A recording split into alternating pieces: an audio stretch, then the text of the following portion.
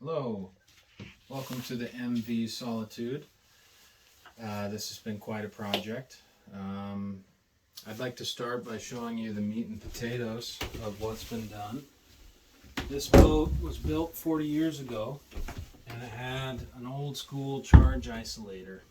So it's got a really nice Balmar alternator, 180 amp alternator.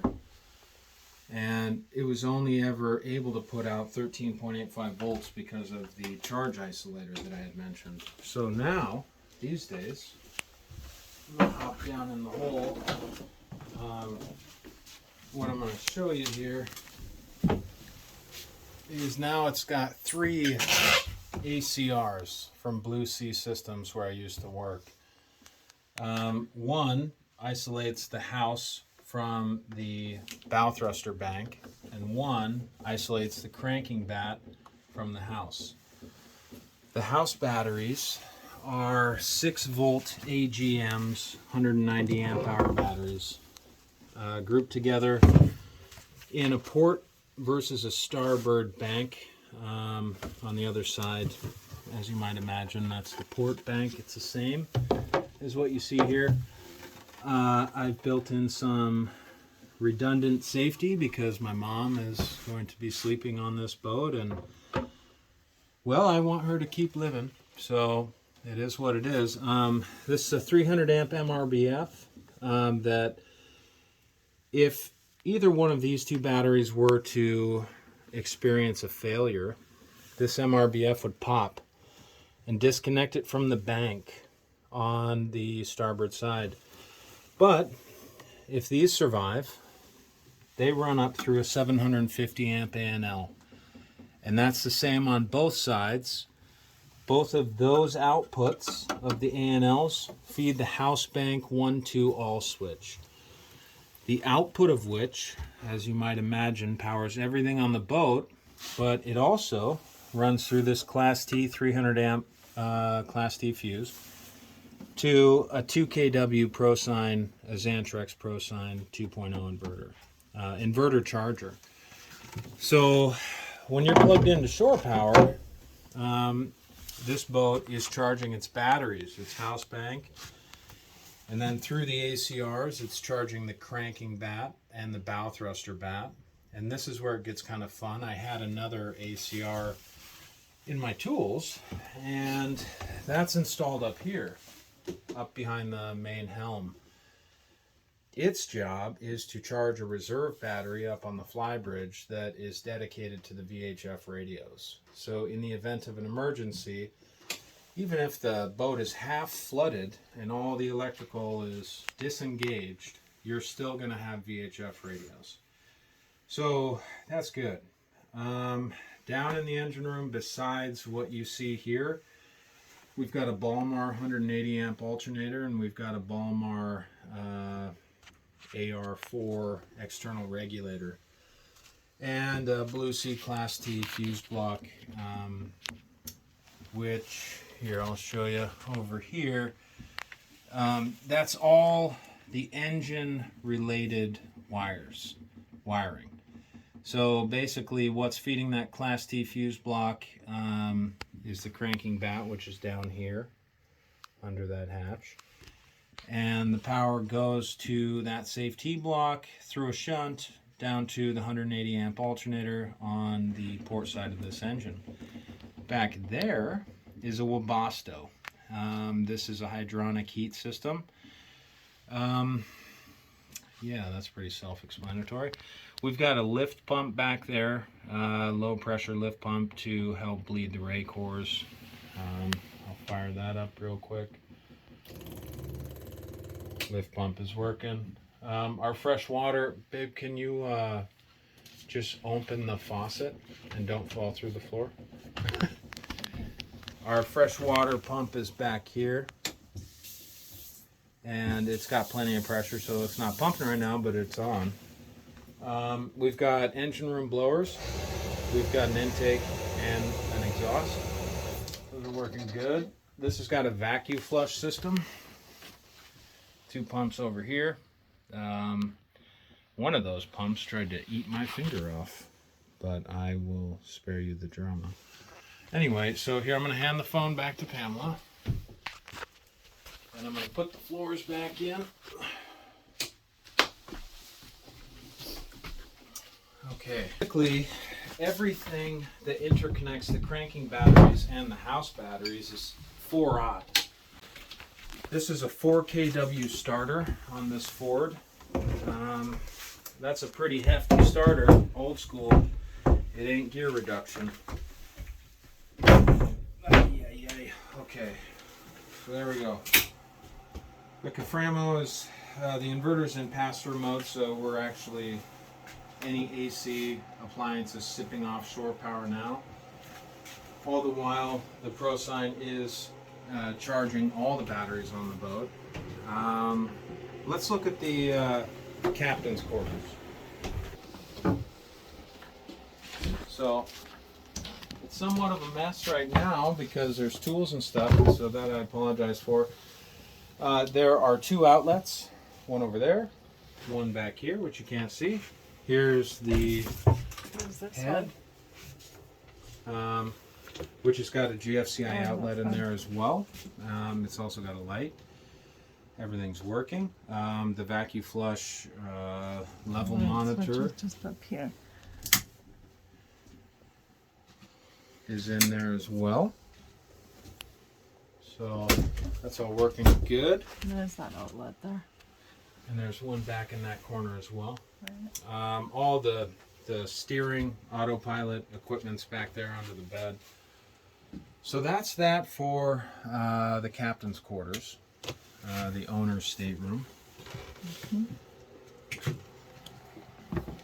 And like I had mentioned, this boat has a Webasto hydronic heat system. The advantage to that is that when you're running, it pulls heat off of the engine cooling loop, and so you can get heat off the engine, you can get heat off the hot water tank, and all vice versa, which is very nice. So it's very, as far as HVAC goes, this boat is pretty sweet. Here's the main helm. I replaced the AC and the DC panels. This had very old, this is a 40-year-old boat, and it had all original equipment. Very old breakers, impossible to replace. And besides that, not what I would consider super safe. The more I dug into it, the more concerns I had. So we simply replaced the DC and the AC distribution panels. The way I've set this up is that shore power runs through a 30 amp ELCI main breaker here. I kind of hacked the panel a little bit so that these are actually shore power indicators. So when you plug into shore power, even if the ELCI is off, you will see that you have shore power or not. So that's kind of a little modification I made. Otherwise, this ELCI feeds the ProSign input directly. So shore power into the boat, there is a galvanic isolator, 30 amp galvanic isolation in here. Then there's the ELCI 30 amp main breaker to meet the Coast Guard and ABYC requirements. That goes into the input leg of the ProSign 2.0. The output of the ProSign is here on a 30 amp main. This is also kind of a modification that I put together just knowing what these panels are capable of doing. So the only thing that I don't like about how this project went is that my intention was to run new 12.3 to the forward cabin versus the owner's stateroom.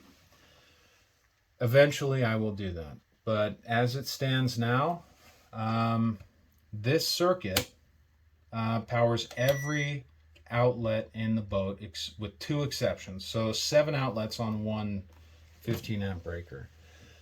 I'm not perfectly satisfied with that, and like I say, eventually that will change.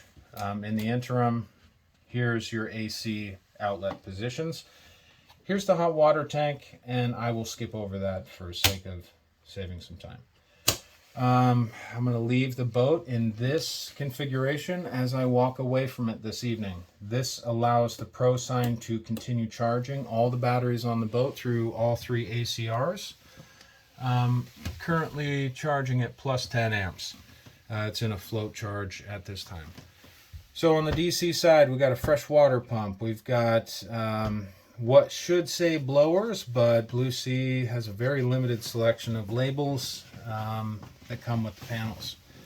So eventually they should replace this so it says engine room blower, but I put fan because that's what I had. The heads is the vacuum flush pumps. There are 2. Engine room lights, as you might expect. Transfer pump is all I had for the fuel pump, lift pump. Bilge pump, macerator, and shower sump pump are all on this. The bilge pump has a manual off auto, currently in auto, that's manual. That's driven off of this 15 amp, which also powers the macerator, which is only used momentary for overboarding when applicable. Okay, you ready? Okay, so lights is every light aboard the boat and this switch panel for anchor light, running light, spreader lights, the windshield wipers, and also this USB fast charger, 1045, part number from Blue Sea. 4.8 amps, so it'll quick charge a phone like mine, lickety split, which is pretty cool. Electronics is a 25 amper that I shoehorned in there because it's powering quite a bit on this boat, and it's running through a circuit breaker block that has CLB circuit breakers, depending on the gauge of the wire and also the load that they're powering. We've got refrigeration. It's a DC fridge, needs refrigerant. Saltwater washdown pump for up at the windlass when you're bringing in your anchor. You can hose her down, keep the mud out of your chain locker. So up forward, and you can just kind of look through. This is the forward cabin. There's another head here. It looks a lot like the one in the back. There's lights, there's outlets, 2 in here and 1 in here. And everything's working good. All of our tank level indicators, water pressure, lights, outlets, everything is happy as can be. Everything's been load tested with 1500 watts through each outlet, and I recorded all of the load values through the Pro Sign and also through my amp clamp meter. Right now the cranking bat is on. So I'm going to turn on my running lights, and I'm going to fire it up just so you can see. We got an oil pressure alarm, and I'm going to kill the battery charger just for a moment and fire it up. Okay, Motorola tacks on the flybridge at the main helm. There's oil pressure and water temp, rudder angle indicator, and for whatever reason a boost gauge. This Ford does not have a turbo, so that's a little odd. So there we go. I've rewired the main helm and the terminal strips feeding the helms, and I also did the same for the flybridge helm station. I tested the autopilot. Autopilot's working good. Like I said, there's Group 24 AGM up on the flybridge, up in the flybridge, in a battery box strapped down, and it's dedicated to the VHF radios. So in the event of an emergency, you'll always have a radio. We've got an AM/FM radio, we've got a gas detector, and I would like that this gas detector be replaced. Other systems on the boat. Like I said, there's hydronic heat. I'm not going to fire it up now because we're just about to leave the boat. And it has a 2-minute and 15-second shutdown cycle, which I've never seen before. And I've installed quite a few Webasto's. But it is what it is, and I'm going to leave it that way. So here is our propane shut-off. There are 2 propane bottles up in the flybridge. That's a shut-off solenoid. So I cannot think of anything else. This thermostat also is interconnected with the Webasto, so you just set the thermostat, turn the system to on, She fires up when necessary. This was a fun project. I owed my family some money, so I had to get it done. But it turned out quite nicely. We will step out on the back deck. Just to show you here, before we do, I'm going to fire up the radar.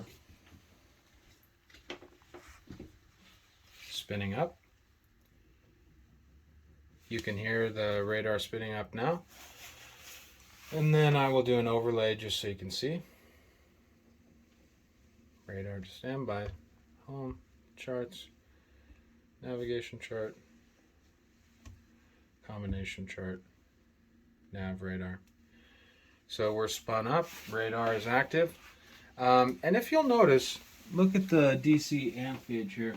This radar is incredibly effective. This Garmin radar draws so little power, I'm just impressed by it. But I'm going to shut down the radar, radar to standby, standby the radar, and I'm going to kill this and the autopilot.